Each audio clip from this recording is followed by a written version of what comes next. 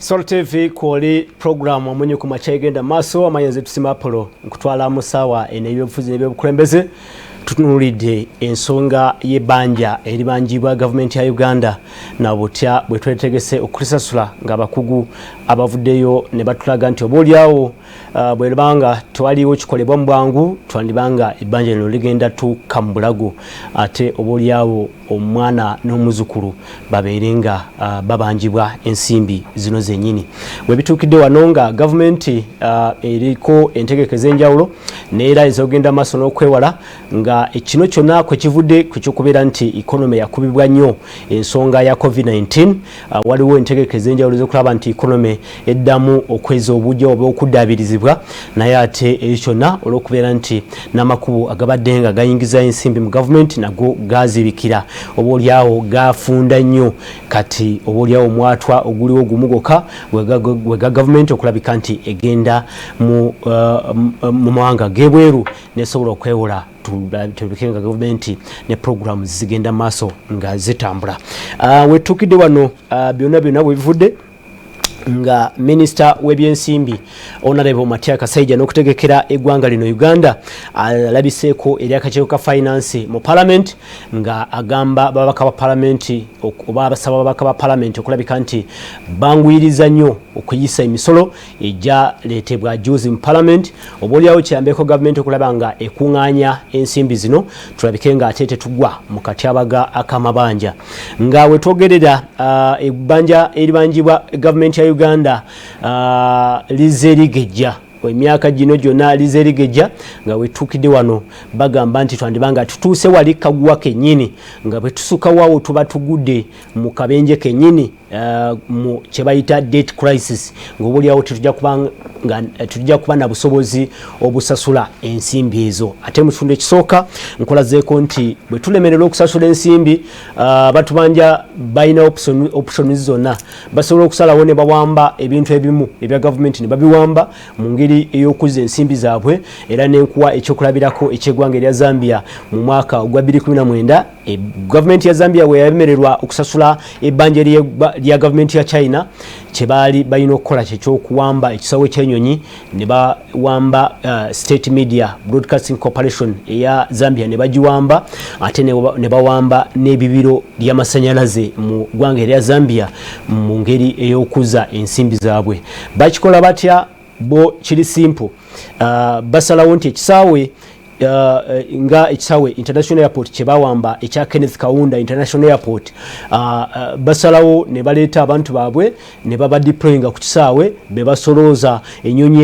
ezituula ku kisaawe n'ezisituka be basolooza byonna immigration byonna ku kisaawe bo ne basobola okubanga bakomyawo ensimbi zaabwe kyekimu n'amabibiro bwe gatyo basobola okukomawo eno ne baga nti well ebibiro bwe riti olw'okuba nti mulemereddwa okusasula ensimbi zaffe kati esente zonna eziva mu masannyalaze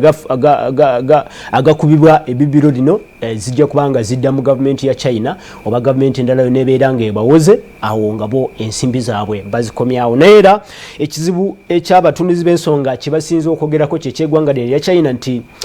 gavumenti za Africa ziteekwa kwegendereza eggwanga lya China nti lyandibanga lirina ekigendererwa ekyokuwamba si kuwamba buwambi naye ekyokuba nti libuutikira eggwanga lya Africa tumanyi bulungi nti mu nsi eggwanga kirimanyi superpower esooka yandibanga America naye ate addakaawo ye China mu kugezaako okuba ne influence ku global influence ye China so nti bandibanga abachina balina entegeka ey'okuba nti bakuwa ensimbi oba bakuwola ensimbi bwe zikulemerera bajje bawambe ebintu ebimu ate nga bintu projects za nkizo mu ggwanga babeere nga bakuwambye ng'oli mu buwambe oba oli wansi wa obufuge oba oli wansi ofuuse twale mu ngeri enyangu ofuuse twale lya China so wetwogerera bino central government actually yali Professor Emmanuel Mutebire yavaayo ndowooza gwali mwaka 2019 n'alabula nti ebbanja lya Uganda bwe libanga teritunuddwamu bulungi lyandibanga ligenda kukosa empeereza y'emirimu oba service delivery olw'okubeera nti buli lw'obeera ng'olina ebbanja ate nga olina obligations oteekwa kusasula weekanga nga n'ensimbi z'okuŋŋaanya ogutundutundu gunene ojja kubanga ogutwala kusasula bbanja kati bw'otwala ogutundutundu gunene okusasula ebbanja ogenda okumaliriza nga ensimbi z'osigazizaawo ez'okutambuza emirimu ez'okutwala obuweereza eri abantu ate nga ntonotono ate nga era olabira ddala nti kikosa service delivery. Professor Emmanuel Mutebire ye yavaayo ate nga tumumanyi nti musajja mugundiivu mu bintu ebyo ebya economics oba ebyeikonomy abitegeera bulungi yavaayo n'alabula nti gavumenti ya Uganda etunule nnyo ensonga eno y'ebbanja era oba oliawo kyandibanga kyekyokubeera nti mu kiseera kino Ministry ya Finance ekyokusooka yino ereese emisolo emijja twogera ku musolo ng'ogwa guno omusolo ogutegekebwa okuleetebwa omusolo ogwa ogugenda okuteekebwa ku rental income on rentals nti bw'obanga olina ennyumba z'opangisa ensimbi z'okuŋŋaanya mu bapangisa bagenda ziteekako omusolo ndowooza omusolo guno guli mu bitundu mu bitundu bwe bityo naye ate waliwo n'omusolo ogugenda okuteekebwa ku bitamiiza alcohol ebyo nno ze siringi 2.5 bigenda kuteekebwa ku palita eya alcohol. Then waliwo omusolo gw'emitwalo 7 gwogwo guteekeddwa ku nnuuni fish mao ogwo nagwo gweguli ogwo no tegwafuna buzibu okuyisibwa oba okufuna obuwagizi mu parliament ababaka wa parliament bagamba nti ogwo gugende mu maaso mpozi omusolo omulala gwe 30% ya rento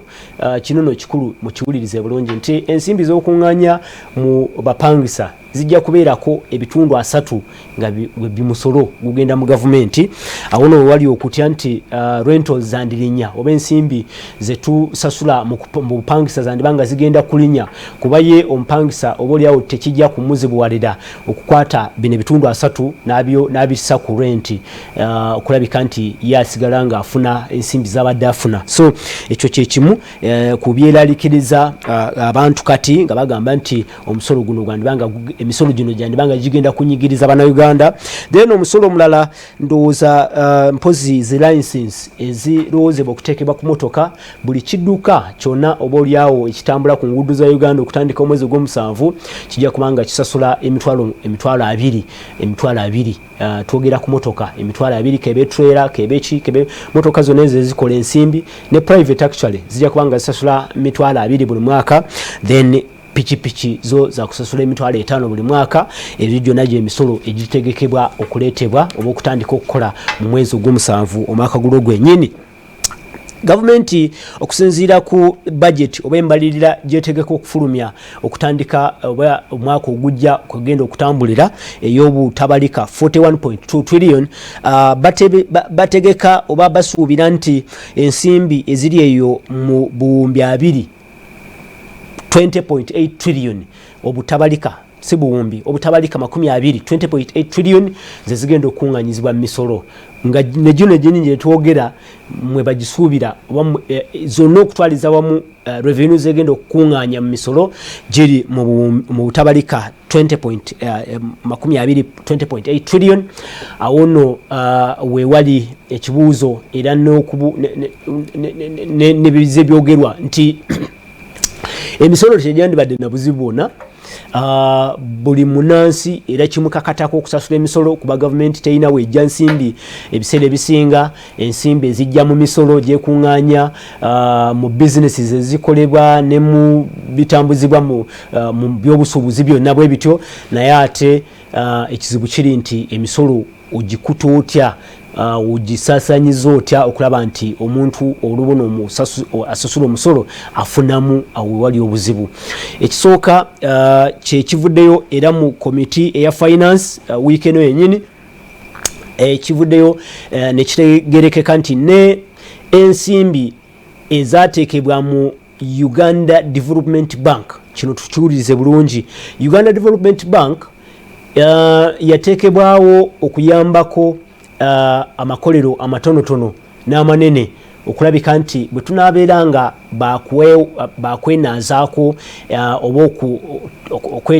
okuva mu kizibu kino ekya economy okuba nti yakubibwa ekirwadde ekya COVID-19,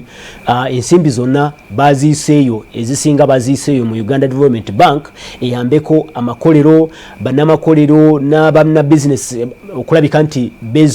bazza bujja bizinesi zaabwe. Naye ekizibu ekiriwo oba ekivuddeyo ate nga kituufu oba oliawo kyekyokubeera nti kyazuuse nti ensimbi zino tezagenda mu bifo ebituufu byennyini ebisobola okuyambako economy okudda engulu. Simanyi oba kino kitegedde bulungi, kankiddemu oba oliawo kitegeere nti ensimbi ezisinga kwezo ezateekebwawo okuyambako economy okudda obujja oba bannamakolero n'aba sectors ba players mu economy okuzza obujja bizinesi zaabwe economy eddemu etambule bulungi olw'okuba nti twakubibwa ekirwadde ekya COVID-19. Ebizuuse biraga nti ensimbi zino tezaateekebwa mu bifo ebituufu. Priority areas si ze zaafuna priority areas oba sectors eza economy eziri priority ez'enkizo si ze zaateekebwamu ensimbi zino. Ekizuuse kiri nti amakolero agandibadde nga amakolero amatonotono ebyandibadde nga bye bifuna ensimbi zino si gye zaateekebwa, kumbe basangiddwa nti baziwa ba businessmen abamu abatonotono bwe bityo. Kino nno kyalabise oba kyategerekese bulungi mu kakiiko ka parliament aka finance week eno yennyini nga ministry ya finance abakungu okuva ministry ya finance balabiseeko eri akakiiko kano mu nsonga eno ey'okutegeka budget ey'omwaka ogujja ogwa 2021-2022. Actually 2022 nga kino ate kireseewo embeera ey'okutya nti oba oliawo ensimbi zino ezandiyambyeko economy okudda obujja kyandibanga tekijja kusoboka, kuba bw'obanga tozitadde mu areas ziri zennyini ez'enkizo omaliriza nti oba oliawo ensimbi tezikoze kimala restitutinga economy oba okuzza engulu economy. Era kyenjogeddeko wali mu ntandikwa nti loans oba okwewola ensimbi kyandibanga si kibi bw'obanga ogenda kuziteeka mu project eziriko returns on investment oba ezisobola okuzza ate nezikomyawo mu budde. Kubajjukira nti loans oba ensimbi zino neewole zibeerako ne interest, zibeerako n'ekiseera kyoteeka okuzisasuliramu, nti bw'onoobeera nga tosasulire mu kiseera ekyo kyennyini zibeera za attractinga interest, ate nga interest nayo buli lweyongera ku loan awo noobeera buzibu bwennyini, obeeramu kye bayita double jeopardy nti tonaba kusasula principal, tuna kusasula nsimbi zino ze weewola entuufu zennyini ate ne interest nayo yeeyongera bweyongeza. Ekitegeeza nti ebbanja lijja kubanga lyeyongerera ku speed eyayiriiri ate nga gwe mulama gwennyini gwe tubaddeko okuva ku ntandikwa nga tugamba nti abakugu bavuddeyo ne balaga nti eggwanga oba gavumenti ya Uganda bwebanga tetunulidde nsonga ya ebbanja erigejja buli luca kyandibanga kijja kutuviirako ebizibu byennyini. Ekyokulabirako ate nga kyetuze tulaba kyekya projects ez'enjawulo n'ogenda okwekanga nga ministry oba ekitongole kyonna kisayininze contract eya project. Basayininze contract ya project katugambe ekyokulabirako nga project ya luguudo, naye nga project ey'oluguudo gye basayininze ne contractor oba agenda okuzimba oluguudo tebanaba kukompensatinga bantu abagenda ekkubo lino weegenda okuyita. Awo nno wali obuzibu nti osayininze contract ne contractor oba omuzimbi oba agenda okuzimba oluguudo naye ate tonaba kutereeza byonna ebyetaagisa nga okusasula abo abagenda okukosebwa project oba betuyita project affected persons. Kati banga osayininze contract ezisinga oba contractor abasinga bo osayiningira contract ye watandikirwa okukyajinga oba watandikira ye emirimu gy'okukola n'asitula ebyuma oba bimotoka oba biki byonna ebyo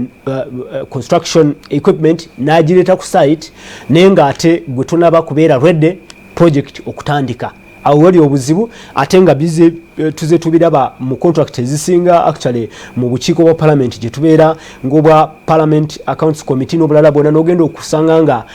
contractor bamusayininga nga tebaana bakwetegeka bulungi yo contractor buli lunaku oluyita asayininga awandiika nti abakozi bange ensimbi bweziti ze bakozeseza naye nga weru bo olw'okuba nti bakugu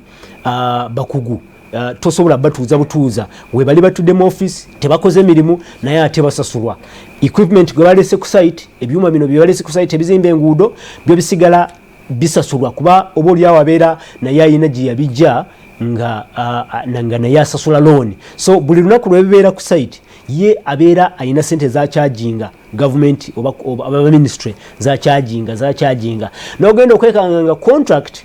gye mwali mubaliridde okuba nti egenda kumalako obuwumbi bwa $15 oba miliyoni za $15 n'ogenda okwekanga contract etuuse mu makati ne bagamba nti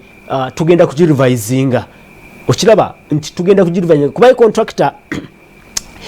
mu bulijjo mu mateeka ga contract buli lwetuuka contract esobola okubeera revised at any stage nti bwebeera nga erina weetuuse contractor nalaba nga oba tebitambudde bulungi waddembe okujja n'asaba nti contract eno tuddemu tugitululemu either tugigeze era ebiseera ebisinga kubeera kugeza contract ebeera etekwa kugijja bugejja n'ogenda okwekanga nga zibadde 15 million zigenze mu 25 million contract eyasooka nelowoozebwa nga ya 15 million ng'emaliriza ng'egweredde mu 25 million ebyo bye bivaako ne supplementary budgets oba supplementaries zetulaba mu parliament eyo nayo ensonga enkulu esinga nnyo okulabikira mu parliament n'ogenda okulaba nga ministry wakati wa financial year agenda okugwako ministry nejja negamba nti twagalayo supplementary budget waliwo ebyaggwa nga tebiraze waliwo ebyajja nga byetutaalabirawo mu ntandikwa byebimu byebino ebya contracts oba oliawo nga contracts yeetaaga revision oba okuddamu okutunulamu kati ebyo byonna bugenda obyetegereza byebimu ebigeza ebbanja oba public debt bino byonna mbadde njagadde oba oliawo embanga afunye omukugu wange omugenyi wange yabadde agenda obbinyonyola naye nga olwa ensonga ezitewalika mu tekinologiya tetusobodde mufuna kyoba olaba ngezezaako oba oliawo okubitaanya wadde siri nnyo omukugu mu nsonga ezo naye okumanya kwenina kweko kwenyini nti bebivaako oba oliawo ebbanja okugejja nosanga gavumenti buli kaseera ebbanja ligejja olw'okubeera nti byetwasuubira byetwateeka mu budget mu ntandikwa y'omwaka nga kati kuba olwedde kati budget process egenda kubeera concluded egenda kati ababaka ba parliament n'abakwate bako ensonga ne ministry ez'enjawulo kati zimaliriza budget okubaga budget ye process egenda mu maaso n'ogenda okwekanga nga budget kyetwasuubira ate si kyekyo kyetukoze kyetufunyeemu ku nkomerero mu ntandikwa oba omwaka nga gutandika nga bwe tugenda okutandika omwaka ogwa ebyensimbi oba ebyenfuna ogwa 2022 ogutandika mu Julayi w'omwaka guno gavumenti ekola budget negamba nga bwegamba kati nti etegeka budget ya trillions 41.2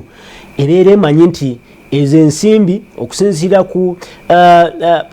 byenfuna byaffe bibiri n'ensimbi zetukuŋŋaanya revenue collections zetutegeka okukuŋŋaanya mwaka ogujja n'ensimbi zetutegeka oba oliawo okufuna mu makubo ng'okwewola oba mu bagalibizi b'obuyambi eno ye budget gavumenti kwegenda okutambulira naye ekizibu kibeerawo nti ogenda okutuuka eri nga ensimbi zemukuŋŋaanyiza teziweze awo wali obuzibu ensimbi zemukuŋŋaanyiza teziweze naye ate byemutaddemu mu budget nti mugenda kuzimba enguudo bwe ziti bamabiro g'amasenzi bwe gati mugenda kuzimba amasomero bwe gati n'amalwaliro bwe gati ate byo bisigadde nga weebiri ate nga byetaaga kubeera funded byetaaga nsimbi kati gavumenti kyerina okukola awo kyesobola okukola kwe kusalawo negenda neyeewola mu mawanga oba oliawo mu mawanga ag'ebweru actually no gavumenti yeewola wabawo ne domestic borrowing esobola n'okwewola wano wenyini nga bwe tulaba ekitavu ekya National Social Security Fund gavumenti esobola okugendayo neyeewolayo ensimbi nezikozesa then neziza oluvannyuma so ebbanja lyo bwe libeera nga ligejja naye nga gavumenti teyina makubo geyingizaamu ensimbi go nga tegalabiseeko obanga tekuŋŋaanyiza nsimbi zimala awo ebbanja kyo tekiriko kuwananya ebbanja liba liteekwa kubanga ligejja bugezi. Kati awo wewali obweraliikirivu nti ebbanja lya Uganda bwebanga ligejja bugezi, gavumenti tesaze magezi galisasula, awo tujja kumaliriza nga oba olyawo kiri kyenjogeddeko ekiri e Zambia kyesaagala ate kituuke wano nga kituuse wano, oba olyawo nga ebintu tebitambudde bulungi erudde eyo. Nkutegeezezza nti eggwanga erya Zambia lyo mu mwaka gwa 2019 ekisaawe ky'ennyonyi bakiwamba dda, bawamba ne ebibiro by'amasannyalaze erya ebibiro by'amasannyalaze baaliwamba ne batwala ne state media abachina, ate awo wali obunkenke nti ne gavumenti za Africa bezibeera nga tezeetunudde mu kiseera kino ne zikendeeza ku nsimbi zezeewola mu mawanga g'ebweru zandibanga zijja kubanga zifuna obuzibu. Kati ensembyayo n'ekisonga emu ate nga y'ensonga enkulu eviirako bannayuganda okwemulugunya ku nsonga zino ng'ez'ebbanja n'enkwata y'ensimbi y'ensonga ya obuli bw'enguzi n'obulyake obuli mu gavumenti. Efficiency mu service delivery etambulira ku